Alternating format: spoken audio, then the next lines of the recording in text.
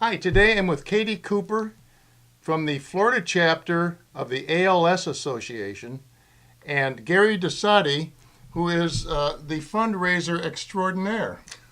So tell me what you do.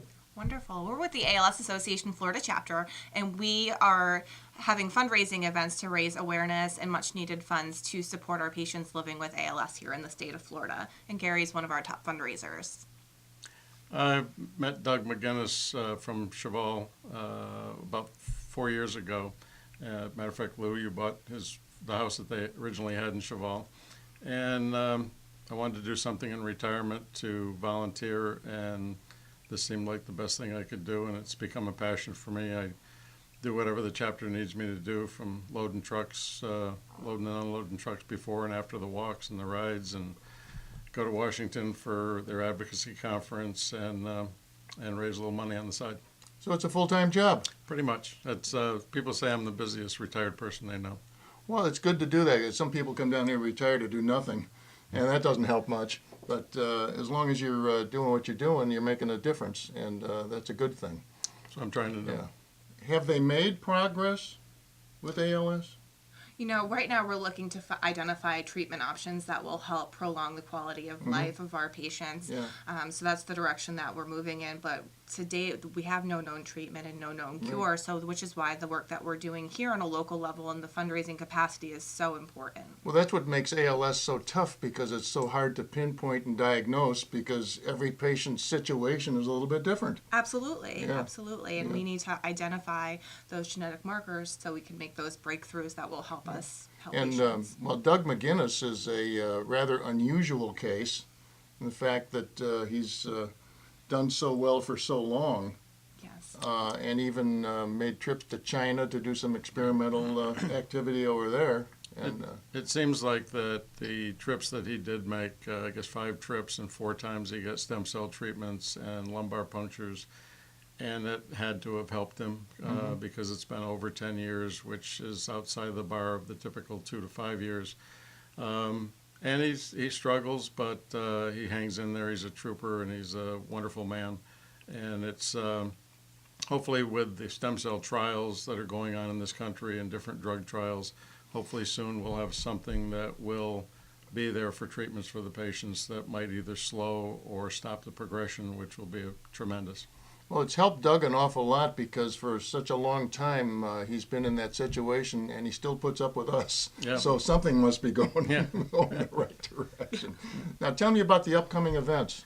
Well, I've got this will be right after a fashion show that we're having to raise funds, but we have our annual Ride to Defeat ALS that's going to be at Indian Rocks Beach out of the Holiday Inn over there on Saturday, November 8th. And if you see this, please call me at 413-530-6523. Go to the chapter website at www.alsafl.org and find a way to sign up and come and ride. If you want to just come and cheer on the riders, or get involved with fundraising, or we still need some volunteers. So What time does it start? it'll start, it's staged 3 different rides that I think start at 8 in the morning. Is that correct? Yes, correct. So we have a 62-mile metric century ride. We have a 25-mile, and we also have a 1-mile family fun ride that's appropriate for kids and families. Sure. People can do it on their scooters, their bikes, or they can even walk that mile if they just want to come out and participate. And your office is in Brandon, right? Yes, out in Tampa, Oh, okay. close to Brandon. Yeah. But you can also visit the RIDE website, which is www.ridetodefeatals.org, for more information about how people can participate. Well, as you're talking, we'll see that scroll across the screen. Wonderful. Magic. It's magic. I love it. Anything else coming up in the future? Next year we'll have our annual Walks to Defeat ALS that'll be throughout the state. And there's 7 walks throughout the state in the spring, and I believe they're March through April. Yes, they actually begin the last weekend in February, and our date for the greater Tampa Bay area is March 14th. Was the Ice Bucket Challenge a big success? It was a huge success, most importantly from an awareness standpoint. Well, the interesting thing about that is the dumbest thing I ever saw, and it worked. Yeah. It did. Yeah. Now, was some amazing. kid thought of that, I guess, didn't he? It's a student or Yeah, it something? was a fellow who is 29 years old, I believe now. He was diagnosed when he was 27, Pete Frattes. He went to Boston College, and Oh, okay. he and his buddies decided to do it, and it just morphed from there and went viral, Yeah. totally viral, and it was amazing. Last count, I think there was over $115 million that went to national ALS, and they're working on, working to get advanced and additional research to go with it from those funds and see if we can help stop this thing. Well, interesting when all of a sudden you have a big influx of money like that.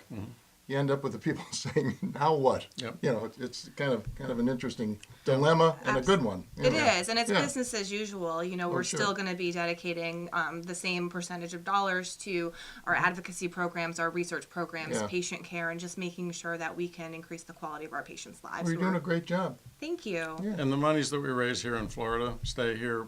The majority of it stays here for helping to treat our patients and help them with their lifestyle here. So if people can go to our local website and continue to support us, and whether it can be volunteering or supporting us with funds, it's needed, and it helps people like Dougie. Yeah. Does the money go to research grants locally here in the Florida area? There is, we have 4, I believe, ALS clinics here in Florida. Jacksonville, the Mayo Clinic, University of Miami, right here at USF. We have a great clinic. And there's one other, I can't remember where that one is, but there's one more. And there is research being done at all those facilities. Great. Well, if anybody wants to get involved, the information is right here. And get involved. You can contact Katie, or you can contact Gary, or you can just go to the website and jump in and join the fray, and let's beat this thing. Yes. Absolutely. Thanks you. for coming in. Thanks Thank for having you, Gary. us. Yes. Thank Katie? you for having us. Yeah, We thank appreciate you. your support. Good. Thank you. So, well, good luck. Thanks. Thank you.